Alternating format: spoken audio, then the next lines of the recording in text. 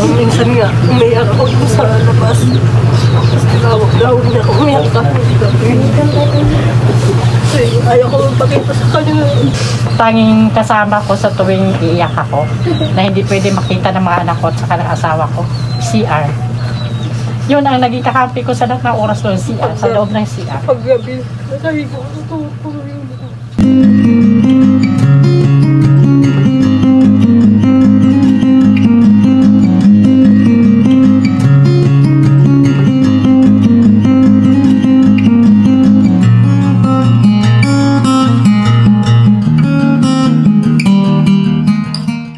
Hello mga kanainay, sana nasa mabuting sitwasyon tayong lahat.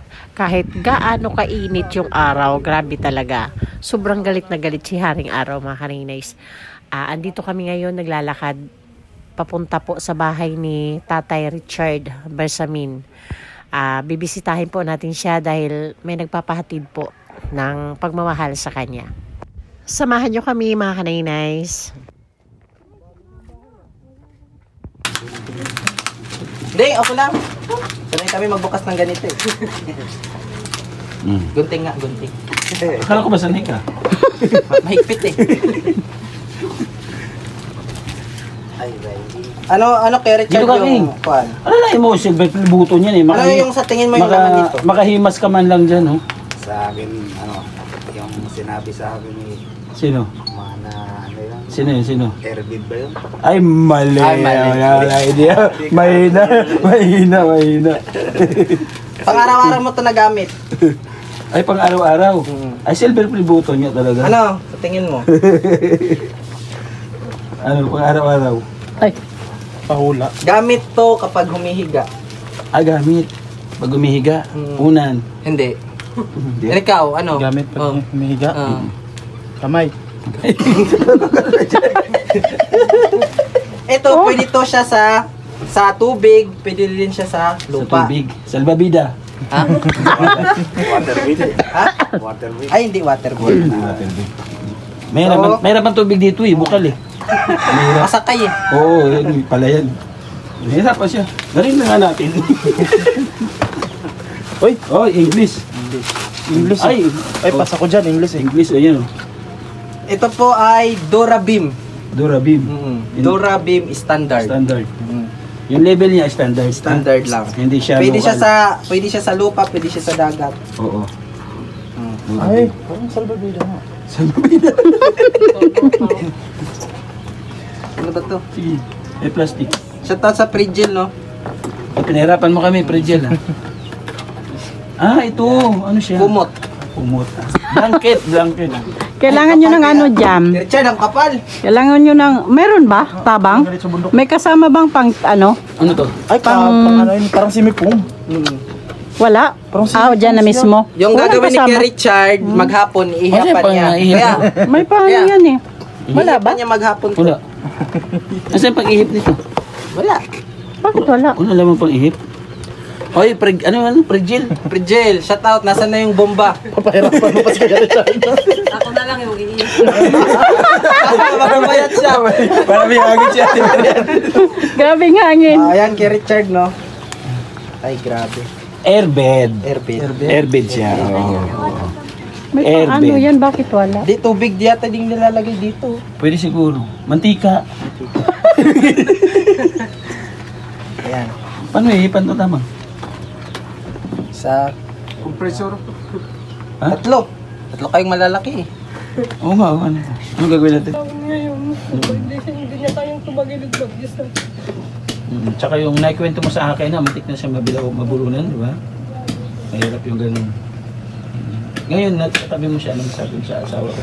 Parang kailang ka babangon para sa kanya. Gagawin ko naman lahat. Anong Ano masasabi mo na sa kalagayan ni Kuya Richard at saka dito sa ano ni Ate Mary, determinasyon? Ako alam mo, nanay niya rin. Dumaan din ako sa ganyang pagsuko. Sa tingin ko nga, mas grabe pa talaga yung pinagdaanan natin. Pero tulad nga ng sabi ko, tulad ng natutunan ko sa pinagdaanan ko, lahat yan ay hindi natin kontrolado. So dapat lang gawin natin magpatuloy lang at maging matatag. kung ano man mangyari, prayer lang talaga. Kasi sa mga ganyang sitwasyon, kayong mag-asawa talaga yung magtutulungan.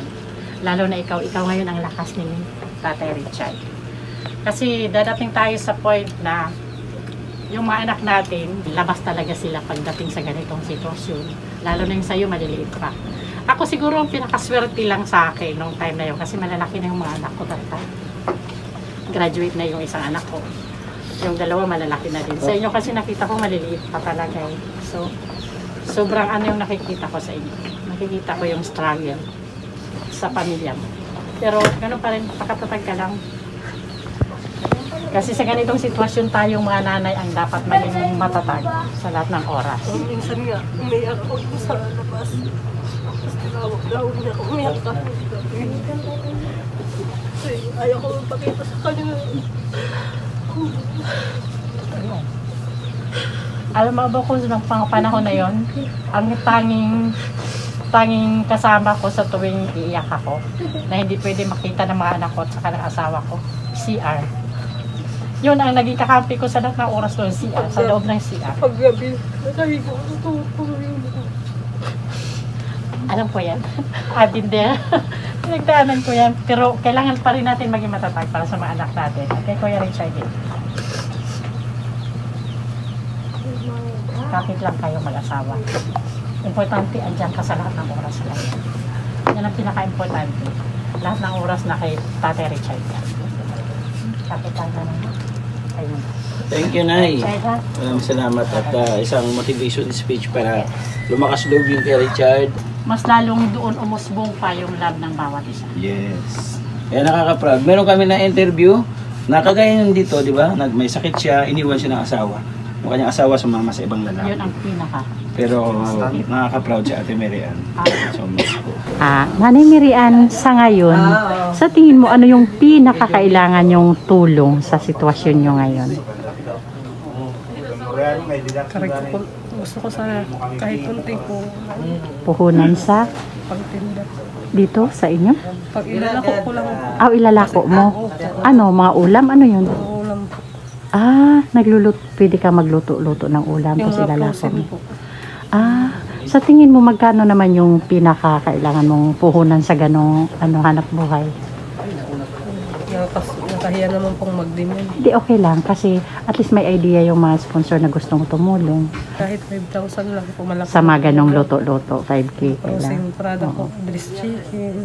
At least kasi kung may kita ka araw-araw kahit kunti lang, nakakabawas sa pang-araw-araw din na kailangan ni Tatay Richard, lalo na yung pang diaper, araw-araw talaga yung diaper, di ba? Sa Tapos ngayon, yung pagkain. baon ng mga bata. Oo, baon ng mga bata sa school. Sana, Nanay Mary Ann, sana may makasagot sa yung kahilingan na puhunan para sa pagluluto-luto. Para kahit papano, di ba? Kahit konti lang sa araw-araw, basta mayroon na pagkukunan, iba din talaga, malaking tulong yan. O sige, sa Nanay Mary Ann, pray lang tayo na sana mag-grant yung kahilingan mo. Sige. Tatay Richard, tulad ng sabi ko, pakatatag lang. Total, andyan naman yung pamilya, andyan naman si Nanay Mary Ann, hindi ka naman pinababayaan. Kapit bisig lang kayo, magpakatatag lang kayo. Ganyan talaga ang buhay. Minsan talaga may dumarating na mga trials na napakabigat, pero sa pagdaan ng mga araw, nakikita natin na nakakaya naman. Kahit papano. Yun nga lang, mahirap talaga, di po ba? Kaya pakatatag lang. Maraming salamat sa dalay niyo pala. Sa lahat ng tumulong sa akin, maraming salamat. Sa hindi pagsawa niyo sa pagtulong sa akin. Maraming salamat.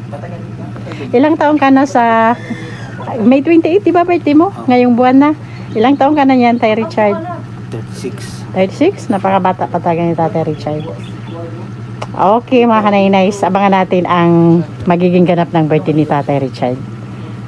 Ang kabuuan po ng video ay mapapanood nyo sa channel ng aming head na si Joey the Great at saka kay Boy Tabang po, mga kanay-nice. Okay, bye-bye po.